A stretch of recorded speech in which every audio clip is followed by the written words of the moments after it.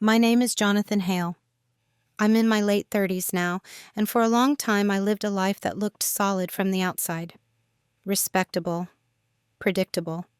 The kind of life people point to when they talk about stability. I was a husband, a professional, someone who showed up on time, paid his share, kept his promises, and didn't make noise unless it was necessary. To most people, that made me easy to understand and easy to underestimate. If you'd asked others how they saw me back then, they would have said I was fortunate. Fortunate to marry into a family with connections.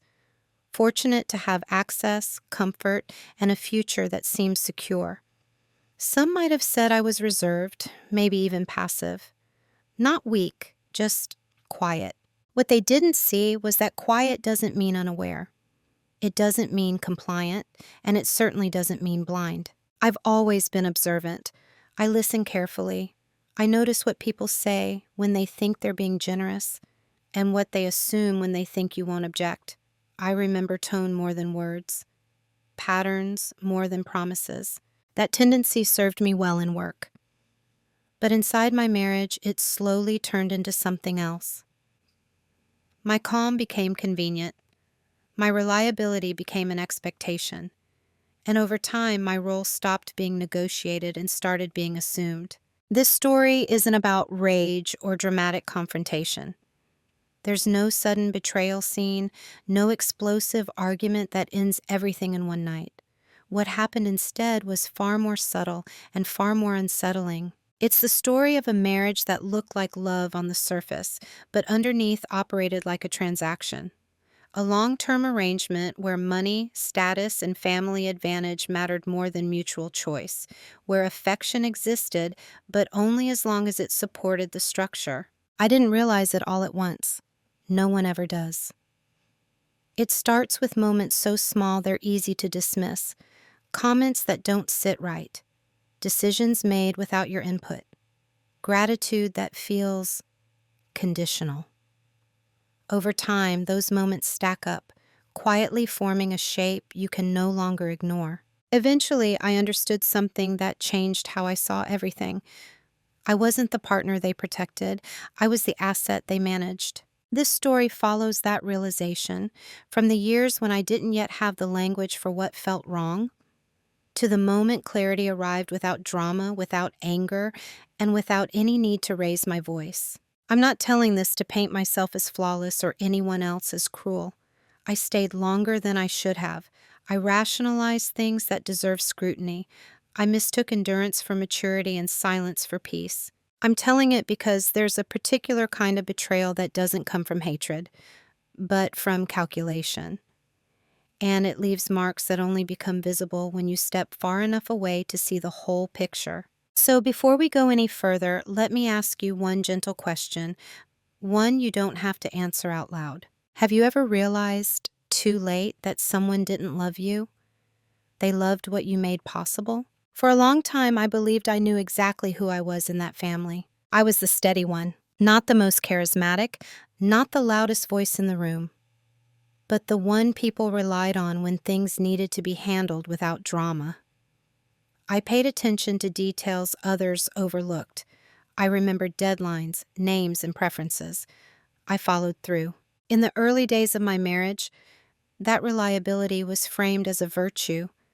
My wife would smile and say, "Jonathan's the grounding force." Her parents described me as solid. Friends joked that I was the adult in the group, even when everyone was the same age. It all sounded flattering enough, at least on the surface. But underneath those compliments was something else, something quieter. I was never the center of conversations. I wasn't asked for opinions on major decisions unless they directly involved logistics or execution. When plans were made, I was informed, not consulted. At first, I told myself this was normal. Different families have different dynamics. Some people lead, others support. Someone has to be the calm one. I noticed that when her family talked about success, they spoke in terms of visibility, titles, social reach, whose name opened doors. And when they spoke about me, it was always in terms of function. Jonathan handles things. Jonathan is good with numbers. Jonathan doesn't make things complicated. No one ever said Jonathan inspires, or Jonathan is deeply loved, or Jonathan is irreplaceable, and yet I was always there. At dinners, I poured the wine while conversations continued around me. At gatherings, I was the one asked to pick someone up from the airport or quickly look over a document.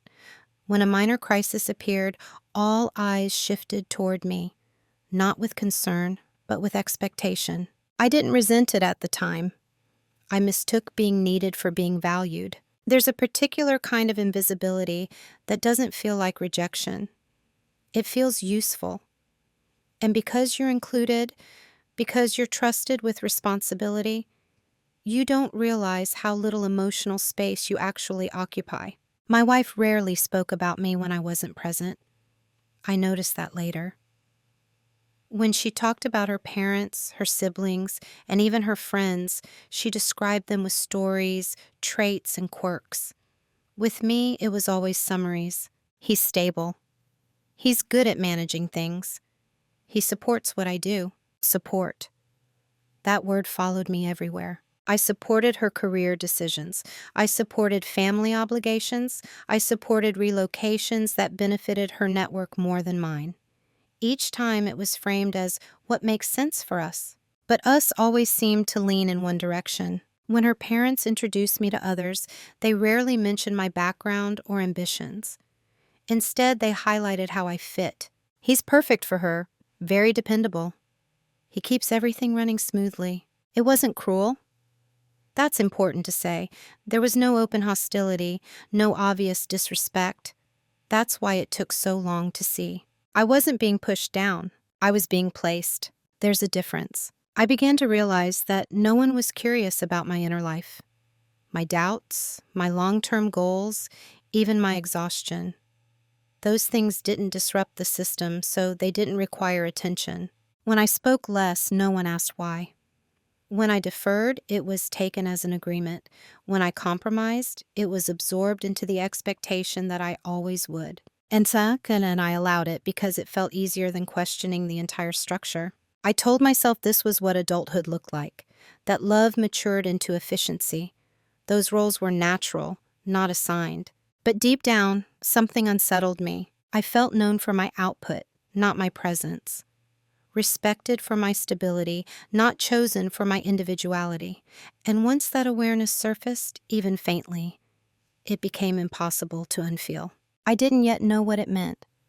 I didn't yet know where it would lead. I only knew this. In their story, I wasn't the protagonist. I was infrastructure, useful, reliable, invisible. And at the time, I still believed that was enough. The first moment I remember didn't feel significant at the time. That's what makes it dangerous in hindsight. Small things slip past your defenses because they don't announce themselves as threats. We were at a family dinner, nothing formal, just one of those evenings where conversation flows easily and no one expects tension. Her parents were discussing an upcoming investment opportunity, real estate, something tied to a friend of the family. I listened quietly, as I usually did. Numbers have always come naturally to me, and as they talked, I noticed inconsistencies, optimistic projections, costs that hadn't been accounted for, risks no one was naming. When there was a pause, I spoke up, not forcefully, not arrogantly, just enough to ask a clarifying question. "Have you accounted for the maintenance overhead long term?" I asked. Because if interest rates shift, the margins might tighten faster than expected. The table went quiet for half a second. Then her father smiled. A polite smile, the kind that doesn't reach the eyes. "Oh, Jonathan," he said lightly, waving his hand, "this is more of a big picture play. The details tend to work themselves out." A few people chuckled. The conversation moved on. No one looked back at me. No one asked a follow-up. My question dissolved into the air as if it had never been spoken. I remember nodding, smiling. I took a sip of my drink. On the outside, I let it go immediately. On the inside, something registered. It wasn't that I'd been wrong. I knew the numbers well enough to be confident in the concern.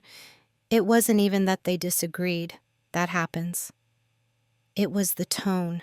The assumption is embedded in the dismissal. This isn't your arena. You don't need to worry about this. Your role is elsewhere. Later that night, as we drove home, I mentioned it casually to my wife. I said I thought the investment carried more risk than they were acknowledging. She didn't argue. She didn't ask me to explain. She just said, "They've been doing this kind of thing for a long time. They know how it works." That was it. No, we'll think about it. Not, you might be right. Just a quiet closing of the door. I told myself I was overreacting. Families have hierarchies. Experience matters.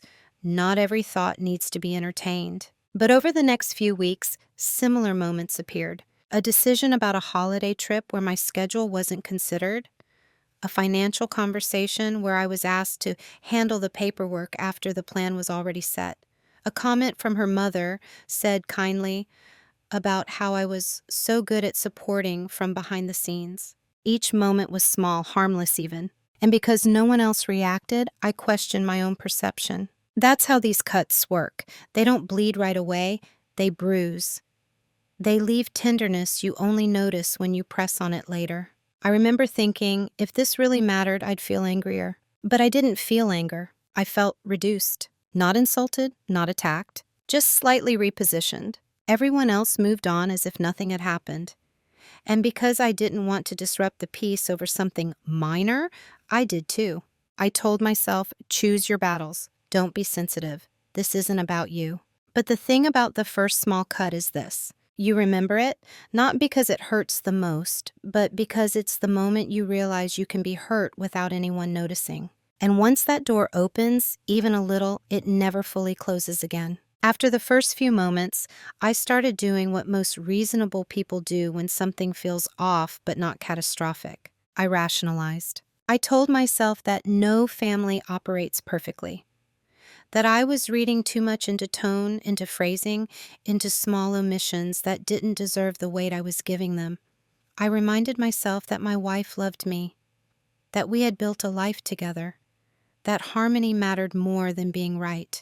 And so, when similar situations repeated themselves, I adjusted, quietly. When conversations drifted into areas where my input might complicate things, I stayed silent. When decisions were presented as conclusions rather than discussions, I nodded. When someone interrupted me mid-sentence, I let them finish and didn't circle back. I became efficient at minimizing my own friction. At first, it felt like maturity, the kind people praise in hindsight, but over time, I noticed a pattern emerging. One I didn't consciously choose, but slowly inhabited. Disrespect, when it arrives softly enough, can be mistaken for normalcy. There were gatherings where my wife's relatives discussed plans that directly affected our finances before I even knew they were being considered. When I asked questions later, the answers were brief, almost rehearsed. It's already handled. It makes sense for the family. We didn't think you'd mind. That last one lingered. We didn't think you'd mind. We forgot to ask. We should have included you. Just the assumption that my consent was guaranteed. And I made it true by not objecting. I told myself that my calmness was a strength, that being easygoing kept things smooth, that pushing back over every slight would make me look insecure. So instead, I adapted. I took on more responsibility quietly. I handled logistics. I solved problems before they became visible. I absorbed stress so others didn't have to feel it. And in doing so, I trained them. People learn how to treat you by watching what you tolerate. The more dependable I became, the less they checked in. The less I spoke, the more they filled the space with their own assumptions. My silence was interpreted as alignment. My flexibility is permission. What troubled me most wasn't any single incident. It was the cumulative effect. I started noticing how rarely anyone asked what I wanted. Not just about big life decisions, but small ones. Where I preferred to spend holidays. What I thought about long-term plans. Whether I was tired.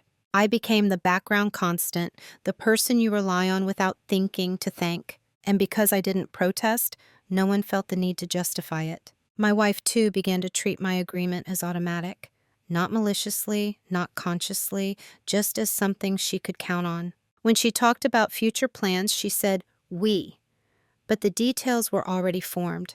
When I hesitated, she reassured me it would all work out, without asking what part of it concerned me. I started to feel like I was living in a life designed by committee where my role was to execute, not contribute. Still, I stayed, because leaving or even challenging the structure felt disproportionate to the evidence I had. There was no dramatic wrongdoing to point to, no clear line had been crossed, just a slow erosion of presence. And I told myself that if I was patient enough, visible enough through action, eventually I would be seen. That was the quiet lie I believed the longest. Because what I didn't understand yet was this. Once people get used to benefiting from your silence, your voice becomes inconvenient. And by the time you notice, the disrespect no longer feels like an exception. It feels like the rules. It took me a long time to realize that no one sat down and decided who I would be in that family. Roles like mine aren't announced, they're assumed. They emerge quietly, shaped by repetition and reinforced by convenience. And once everyone benefits from them, no one has an incentive to question them, except the person living inside the role. I was the reliable one, the fixer, the buffer. If there was tension, I smoothed it over. If there was a gap, I filled it. If something needed follow-up, it became mine by default. I wasn't asked anymore. I was expected. The language around me shifted subtly. Instead of, "Could you help with this?" it became, "You'll handle this, right?" Instead of, "What do you think?" it became, "This is what we're doing." And the more I complied without resistance, the more permanent the role became. What struck me later was how little room there was for me to change without causing discomfort. The few times I hesitated, when I asked for time to think or expressed uncertainty, there was a visible pause, a recalibration, as if the system didn't know how to process that input. My wife would reassure others on my behalf. "He's fine with it. He doesn't mind. He's just being cautious." Cautious. That word did a lot of work. It framed my concerns as personality quirks rather than valid objections. It translated my boundaries into temporary moods. And I let it happen, because correcting it felt exhausting. I began to understand something uncomfortable. I wasn't just being overlooked. I was being used strategically, not in a malicious way, but in an efficient one. My financial stability made certain risks acceptable. My calm demeanor made conflict easier to avoid. My willingness to stay behind the scenes allowed others to move faster and louder. I was the foundation that no one decorated. The role extended beyond logistics. Emotionally, I became the place where expectations landed but rarely returned. I listened, I supported, I absorbed stress. But when I needed reassurance, when I needed to feel chosen rather than relied upon, the response was vague. "You know we appreciate you. You're so steady. That's just how families work." Appreciation without attention, praise without intimacy. There was a moment, small but revealing, when I saw the role clearly for the first time. We were discussing a potential move, one that would benefit her family's network significantly.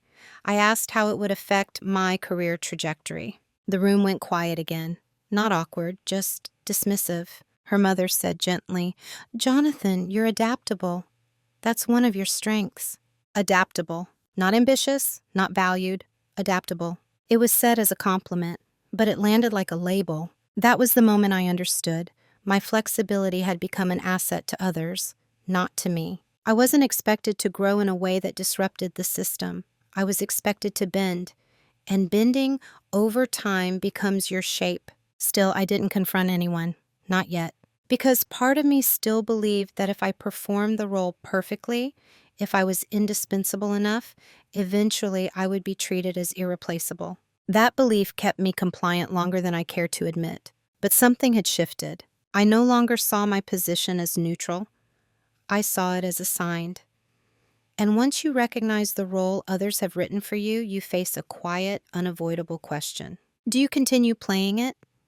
Or do you step out of the script entirely? I didn't answer that question yet, but I stopped pretending it didn't exist. The shift didn't happen during an argument. There was no confrontation, no raised voices, no dramatic revelation that forced everything into focus.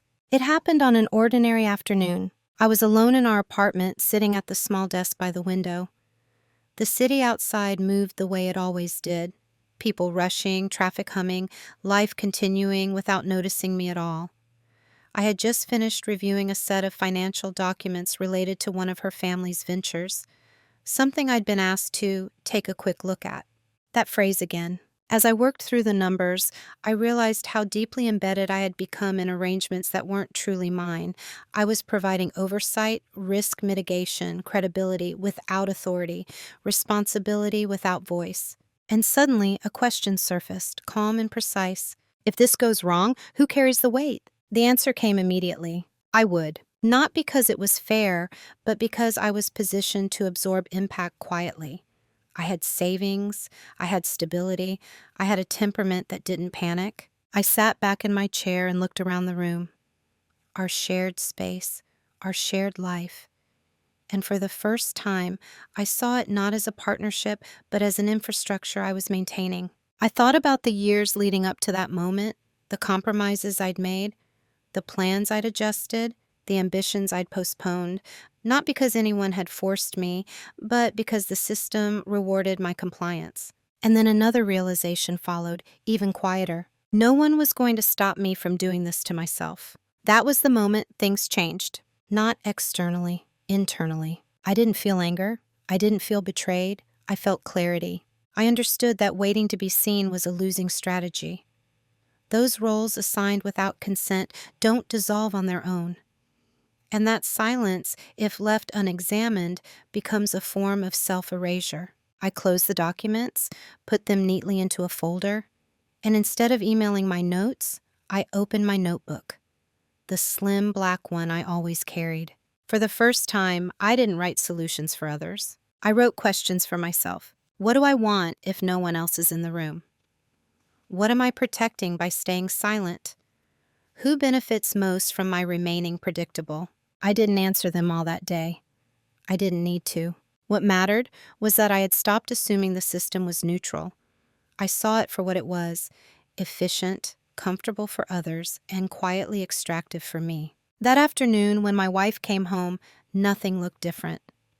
We talked about dinner, about schedules, about things that didn't matter. She didn't notice the shift. No one did, because the most important changes rarely announce themselves. They settle in, they sharpen your perception, they turn silence from reflex into choice. And once that happens, you don't rush, you observe, you prepare, and you stop giving away pieces of yourself without asking why. That was the day something shifted.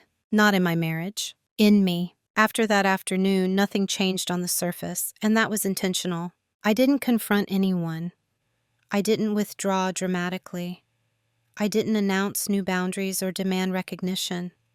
I understood, instinctively, that sudden change would only trigger resistance, questions, reassurance seeking, pressure to return to the version of me everyone was comfortable with. So instead, I stayed quiet. But this time, the silence wasn't automatic. It was deliberate.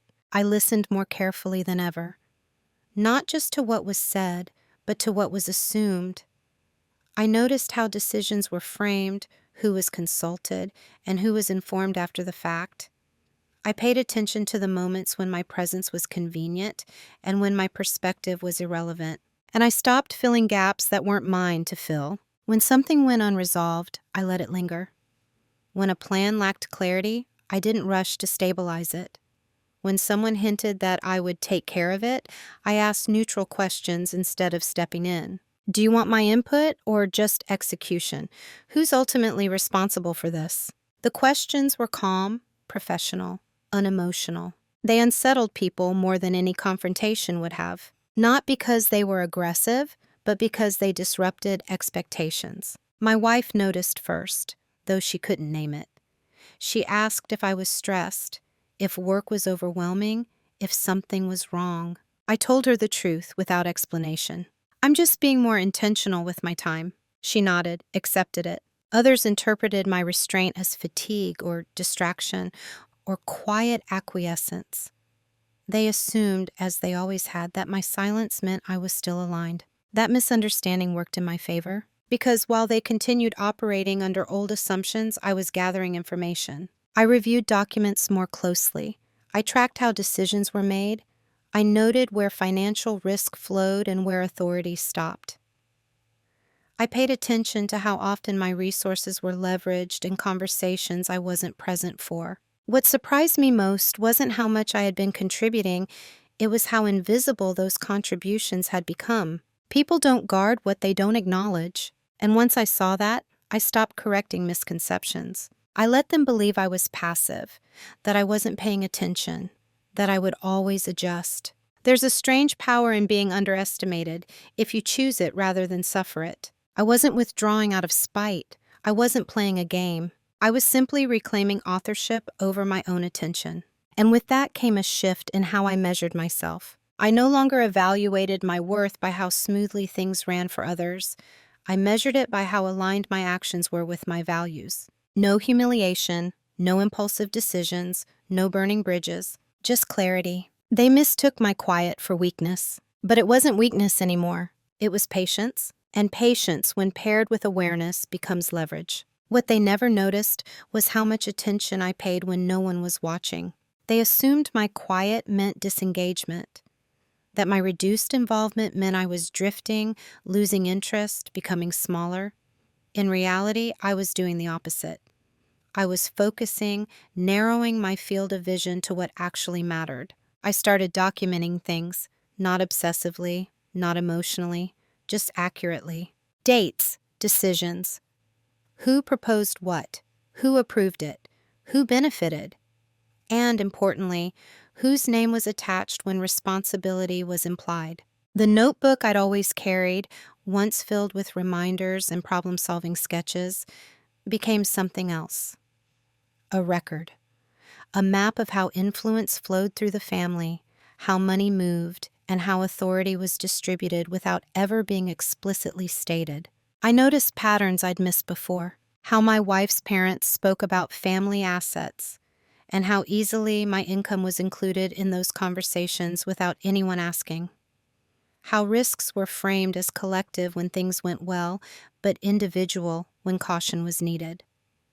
How my stability acted as an unspoken safety net. I paid attention to legal structures, ownership percentages, informal agreements that relied heavily on trust and precedent rather than clarity. I noticed how often I was positioned as a guarantor, financially or emotionally, without formal acknowledgement, and I stopped correcting it. Instead, I began learning, quietly. I refreshed my understanding of marital law in our state. Not because I was planning to leave, at least not consciously, but because information removes fear. I reviewed joint accounts, individual accounts, and obligations I had assumed without documentation. I realized how many things were assumed to be shared that were never formally defined. At work, I had always believed in documentation. Processes fail when they rely on memory and goodwill alone. It struck me how little that principle had been applied to my own life. So I applied it. I consulted professionals. Not dramatically, not urgently, just to understand, to clarify, to know where I actually stood rather than where everyone believed I stood. No one noticed. They were too accustomed to my consistency to question it, too comfortable with the idea that I would always be there to smooth things over. And because I didn't announce any of this, there was no resistance. I didn't change my tone. I didn't pull away socially. I still attended dinners, still listened, still nodded. But internally, I was no longer confused. I understood the structure now. The quiet dependencies, the way my predictability had allowed others to take risks they couldn't afford on their own. And with that understanding came a strange calm. Not resentment, relief, because for the first time, I wasn't guessing where I stood. I knew. And knowing gave me something I hadn't had before, not power over anyone else, but sovereignty over myself. They never noticed the preparation. They never noticed the shift in leverage. They never noticed that the man they thought would always be there was finally choosing when to be. The reveal didn't arrive as a shock, it came as confirmation. By the time I saw it clearly, I had already sensed it for months. Patterns don't lie when you're finally willing to read them without hope getting in the way. The moment itself was quiet, almost mundane. I was reviewing a set of documents late one evening, joint financial statements, informal agreements, email threads that referenced decisions I had supposedly agreed to. I wasn't angry, I wasn't rushed, I was simply thorough. And that's when the shape of it became unmistakable. I saw how my income had been treated as predictable capital, how my creditworthiness lowered the risk for ventures I didn't control, how my presence, my marriage, functioned as reassurance to lenders, partners, even extended family. I wasn't just contributing, I was underwriting. Not officially, not transparently, but effectively. And the most sobering realization followed immediately after. If I were gone, the structure would weaken. Not collapse overnight, but strain. Decisions would slow, risk tolerance would shrink, conversations would change. That's when I understood my true position in the system. I wasn't loved because of my utility. I was loved because of it. That doesn't mean there was no affection. There was. There were shared memories, laughter, and comfort. But affection had become conditional, woven tightly around what I made possible. I closed the folder and sat still for a long time. There was no satisfaction in the discovery, no sense of triumph, just clarity, so clean it felt almost sterile. This wasn't a misunderstanding. It wasn't something that could be fixed with better communication or couples counseling. It was structural. I had been framed, quietly, efficiently, as the investment that paid dividends simply by remaining stable. And investments aren't consulted, they're managed. I didn't confront my wife, not then, not because I was afraid, but because there was nothing to gain from forcing a conversation before I understood my own boundaries. Instead, I asked myself one question. If nothing changes, who do I become 5 years from now? The answer was immediate and unacceptable. I saw a version of myself further reduced, more invisible, praised for endurance, appreciated for sacrifice, and quietly resentful, even if I never voiced it. That wasn't who I wanted to be, so I made a decision, not the final one, but an important one. I would act from understanding, not emotion. I would move without announcement, and I would leave no ambiguity about where I stood when the time came. This wasn't revenge. It was alignment. The private reveal didn't harden me. It didn't make me cruel. It simply made me honest, with myself first. And once that happened, the path forward narrowed. Not because I had fewer options, but because only one of them allowed me to remain intact. Clarity changes the way choices feel. Before, every option had been wrapped in doubt. Am I overreacting? Am I imagining this? Is this just how marriage evolves? Now those questions were gone. What remained was simpler and heavier. I stood at a crossroads that most people never recognize until years later. I could stay. Staying meant continuing to be useful in ways that were never fully acknowledged. It meant accepting that love, in this structure, was inseparable from leverage. That my value would always be measured in stability, not presence. Or I could leave. Leaving didn't mean disappearing overnight or creating chaos. It meant disentangling myself carefully, deliberately, without drama. It meant reclaiming authorship over my own life at the cost of comfort, familiarity, and the identity I'd built around being dependable. There was also a third option, confrontation.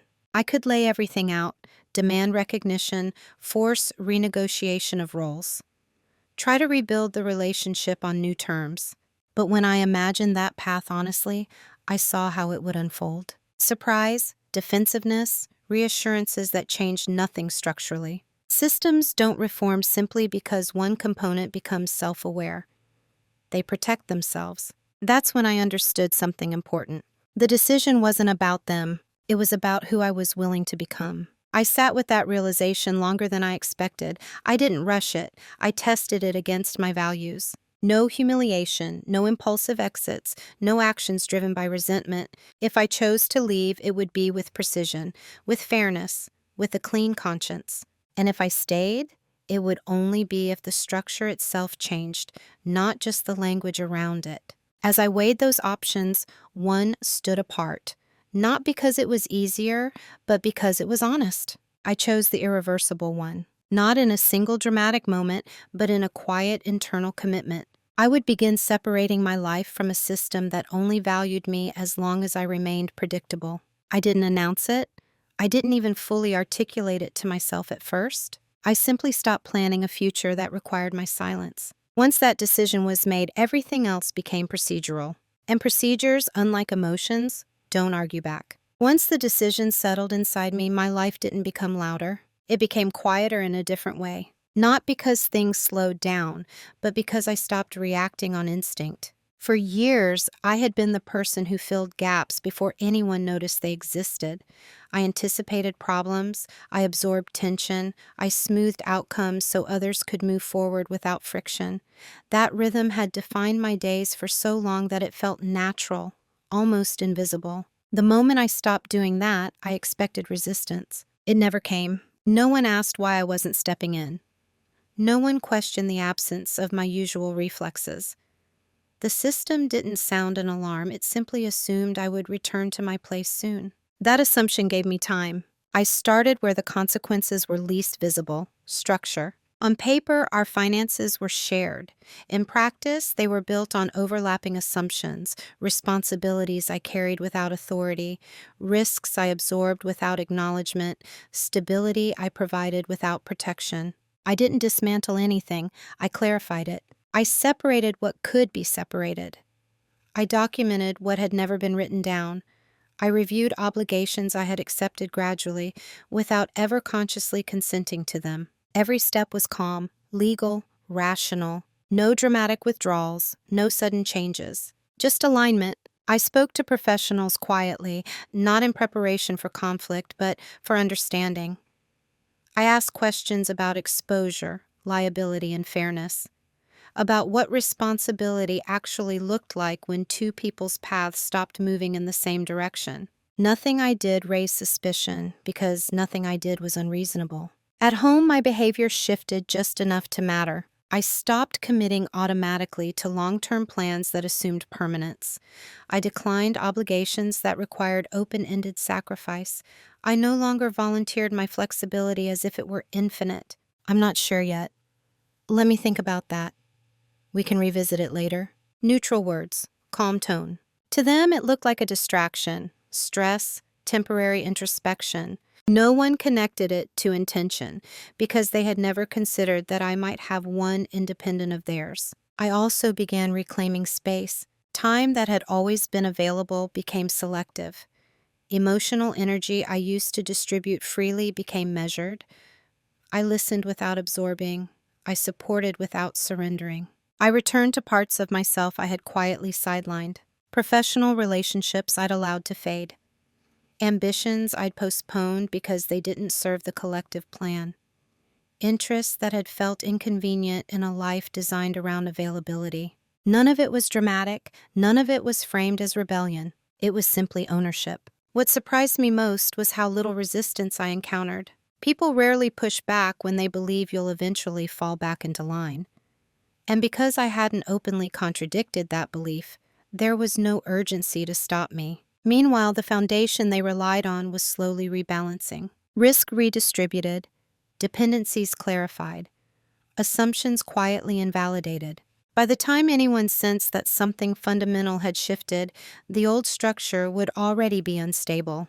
That wasn't cruelty, it was a consequence. Moving in silence isn't about deception, it's about timing. And for the first time in my marriage, I chose mine. The consequences didn't arrive as punishment. They arrived in an imbalance. At first, no one could name what felt wrong. There were no dramatic losses, no visible collapse, just a growing sense of friction where things used to move smoothly. Conversations took longer, decisions stalled, small issues lingered unresolved. The system they were used to, one that quietly relied on my predictability, had begun to encounter resistance, not from confrontation, but from absence. I noticed it before anyone else did. A delayed response where there would have been an immediate solution. A meeting was postponed because Jonathan usually handles that part. A plan revised because a financial buffer was suddenly unclear. Nothing was said directly, but the tone changed. There was confusion disguised as inconvenience. My wife mentioned, casually at first, that her parents seemed stressed. A few things hadn't gone as smoothly as expected, that there was a lot to manage lately. I listened. I didn't comment. What struck me was how quickly the narrative shifted from confidence to concern without anyone acknowledging the missing piece. They didn't say my name. They didn't say they needed me. They said things like, "It's just a complicated season. There's a lot happening at once. We didn't anticipate this." I recognized those phrases. I had used them myself in the past, usually while quietly fixing the problem underneath them. Now I didn't. And because I didn't, the weight began to redistribute. My wife became more involved in logistics she'd never had to manage. She asked questions she'd never needed to ask before. She started double-checking details she used to assume were covered, not by me but by the system. Her parents grew less decisive. Meetings ended without clear outcomes. Plans that once moved forward on momentum alone now required careful review. The confidence that came from knowing someone else would stabilize the landing was gone. Still, no one confronted me. Instead, they circled closer. My wife asked if I could take a look at something again. Her mother asked for my opinion, framed as curiosity, not necessity. Her father mentioned how much he valued my perspective, how things had felt a bit scattered lately. I heard the subtext clearly. The foundation was shifting, and they wanted it reinforced, without acknowledging that it had ever been structural. But I didn't step back in. Not because I wanted them to struggle, but because stepping back in would have meant pretending nothing had changed. And everything had changed. What surprised me most was not their discomfort. It was their confusion. They couldn't understand why the old solutions no longer worked. Why did the reassurance feel thinner? Why had it evaporated? Because from their perspective, I was still there. I hadn't left. I hadn't withdrawn emotionally. I hadn't raised objections or issued ultimatums. I was present, but no longer compensating. That distinction unsettles people more than absence. There were moments when I could see the realization almost forming, like a thought approaching the surface, then retreating. Something is different, something is missing, but we don't know what. And because no one wanted to examine the structure too closely, they treated the symptoms instead. More meetings, more discussion, more stress. I watched it unfold with a strange mix of detachment and responsibility. Not guilt, responsibility. Because this wasn't a collapse. It was exposure. The consequences were not something I inflicted. They were something that had always been deferred, absorbed quietly by someone who no longer agreed to do so. One evening, my wife sat across from me and said carefully, "It feels like things are harder lately." I nodded, not in agreement, in acknowledgement. She waited as if expecting reassurance, a plan, a solution. I didn't offer one. That silence landed differently than all the silences before it. This one didn't say I'll handle it. It said I see it. And that made all the difference. The consequences continued to build, not dramatically but persistently. Opportunities were reconsidered, risks were delayed, confidence eroded at the edges. And slowly, unmistakably, the system began to feel the absence of what it had never named. Not my presence, my compliance. By the time they realized something was truly wrong, they were already standing inside the consequences. Not at the beginning of them. Not at a point where small adjustments could restore balance. They were in the middle, where effort increases, but control does not. The first sign was urgency. Don't panic yet. Just a subtle acceleration in tone. More calls, more messages, more quick check-ins that weren't quick at all. Conversations that circled the same issues repeatedly, as if repetition alone might produce clarity. My wife started coming home later, tired in a way I hadn't seen before. Not physically, mentally. The kind of fatigue that comes from holding too many variables at once. She talked more, thought out loud, asked questions she didn't expect me to answer, but clearly hoped I would. "I don't understand why this is taking so long. It shouldn't be this complicated. They've never struggled with this before." I listened, and for the first time, listening didn't lead to action. Her parents' confidence fractured in stages. First, they blamed timing, then external conditions, then other people. Only at the very end, when none of those explanations held, they began circling the truth they didn't want to touch. Something had changed. And whatever it wasn't external. They invited me into more conversations, asked for my thoughts more explicitly now. not dismissively, not casually, carefully. They praised my insight again, highlighted my steadiness, spoke about how valuable it was to have someone like me involved. It was strange to hear those words at this stage, because they weren't appreciated. They were recovery attempts. They wanted the old equilibrium back, the one where I absorbed uncertainty so they could move confidently, where my presence made risk feel manageable without changing who held control. But that equilibrium no longer existed, not because I was withholding, because I had already stepped out of it internally. There was a moment, quiet, revealing, when my wife asked me directly, "Why does it feel like you're not helping anymore?" She didn't ask it angrily. She asked with confusion, with a trace of fear she hadn't yet named. I took a breath before answering, not to compose myself, but to be precise. "I am helping," I said calmly, "just not in the same way." She didn't know what to do with that, and that's when I understood. It was already too late to fix this by adjustment, because what they needed wasn't help. They needed compliance. They needed me to step back into a role I had already outgrown. Behind the scenes, things began unraveling faster. Projects stalled, decisions were deferred. People hesitated without realizing why. The absence of a silent stabilizer made every move feel heavier. And in that heaviness, cracks appeared. Blame surfaced, subtle at first, then sharper. Why wasn't this caught earlier? Who approved this? Why did we assume that would work? Those questions used to land on me quietly, where I resolved them before they became visible. Now they stayed in the room. My wife oscillated between frustration and reassurance. She tried to bridge the gap with words. "We can figure this out. It's just a rough phase. You know I appreciate you." But appreciation offered after dependency is exposed doesn't heal the wound. It highlights it. She began to sense that whatever had changed in me wasn't temporary, that this wasn't stress or distraction or a phase I would move through. And that scared her. Not because she feared losing me emotionally, but because she could feel the system shifting without knowing how to stop it. That's the hardest kind of realization. When you understand that the thing you relied on isn't broken, it's choosing not to function the way it used to. They tried to fix it with conversation, with reassurance, with renewed attention. But attention given only when leverage is threatened doesn't rebuild trust. It confirms the structure that caused the fracture in the first place. By the time they sensed that, truly sensed it, the question was no longer, "How do we fix this?" It was, "Can we?" And the honest answer, one none of us said out loud yet, was already clear. No, because you can't repair a system by pretending the foundation was never carrying all the weight. And I was no longer willing to be that foundation. The confrontation, when it finally came, didn't look the way people imagine these moments. There was no shouting, no accusations thrown like weapons, no list of grievances was delivered with shaking hands. It happened on a quiet evening in our living room after dinner. The kind of moment where nothing seems important until it suddenly is. My wife sat across from me, her posture careful.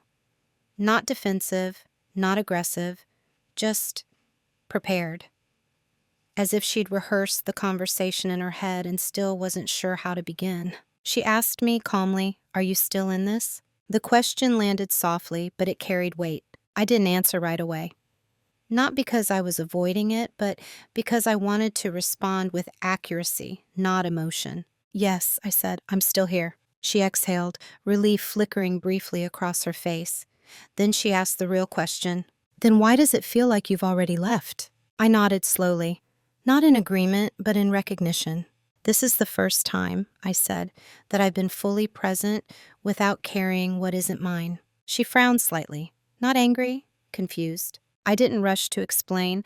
I didn't list examples. I didn't reference past moments or reopen old wounds. Instead, I spoke in principles.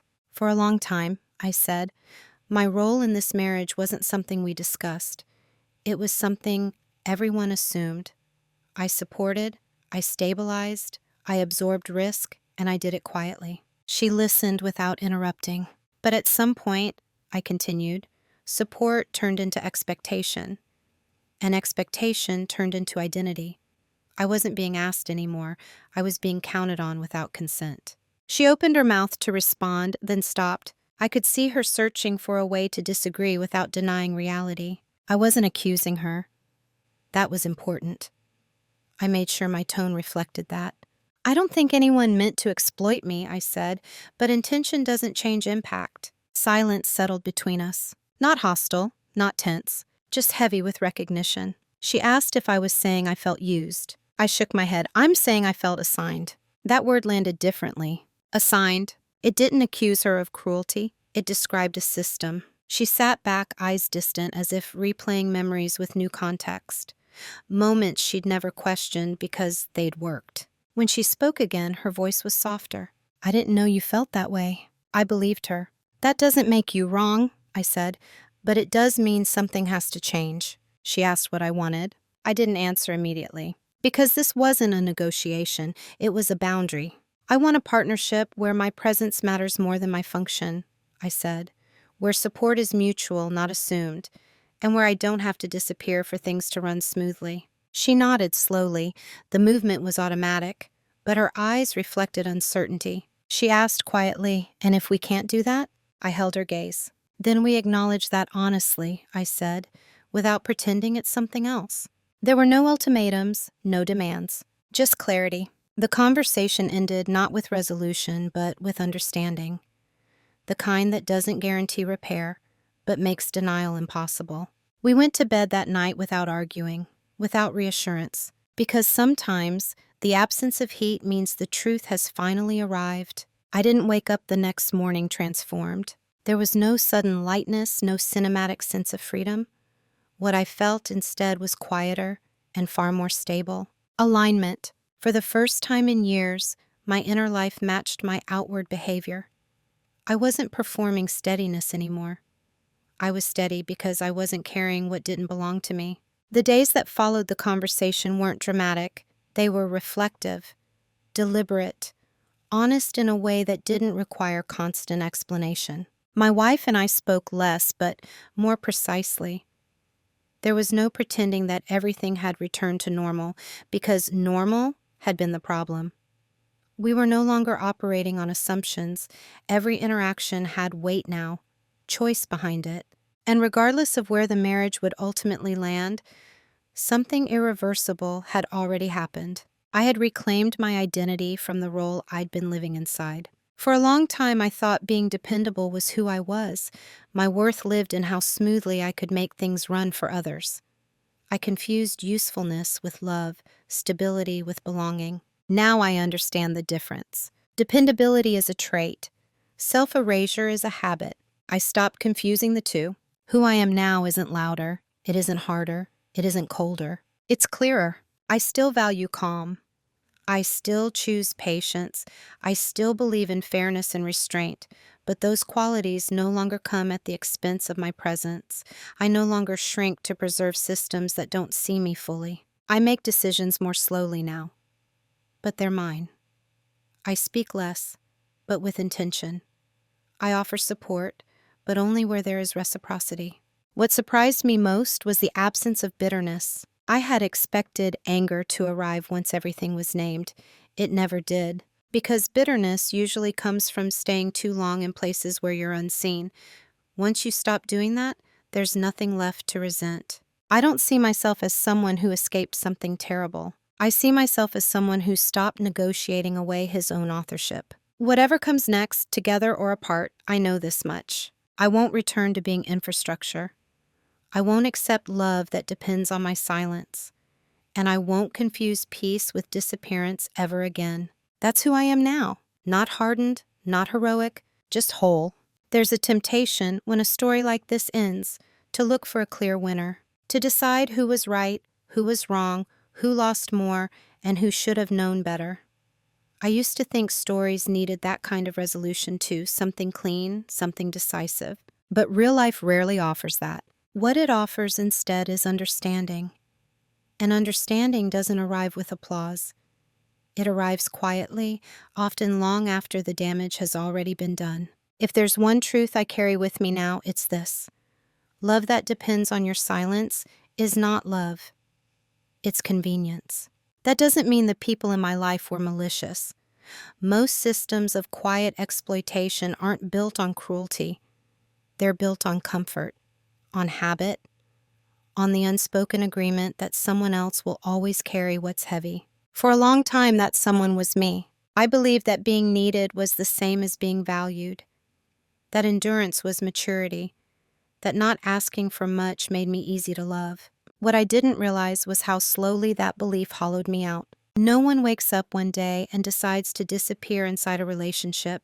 It happens by degrees, through compromises that feel reasonable, silences that feel polite, roles that feel temporary until they aren't. And the most dangerous part is this: when you're quiet, capable, and consistent, people don't notice what it costs you. They only notice when you stop paying the price. This story isn't a warning against commitment, marriage, or loyalty. It's a reminder that none of those things should require you to become invisible. Support should move in both directions. Sacrifice should be acknowledged, not assumed. And love should recognize your presence, not just your utility. If you see yourself in parts of this story, I don't want you to hear it as a call to confrontation or withdrawal. Sometimes the most powerful change doesn't begin with leaving, it begins with noticing. Noticing where you are always expected to bend. Noticing where your voice has become optional. Noticing whether your silence is chosen or simply taken for granted. And if you're on the other side, if you've ever relied on someone's steadiness without asking what it cost them, this is an invitation to look again, to ask better questions, to listen before absence forces the lesson. I didn't tell this story to be admired. I told it because quiet people are often misunderstood, and because quiet exits leave the deepest echoes. So I'll leave you with one final question, and I genuinely like to hear your answer in the comments. Have you ever realized that you were being valued more for what you provided than for who you were? And if so, what changed when you finally noticed? Video của mình hôm nay đến đây là kết thúc. Nếu bạn thích video này, hãy cho mình xin một lượt like và một lượt đăng ký kênh. Hẹn gặp lại các bạn ở trong những video tiếp theo. Bye bye.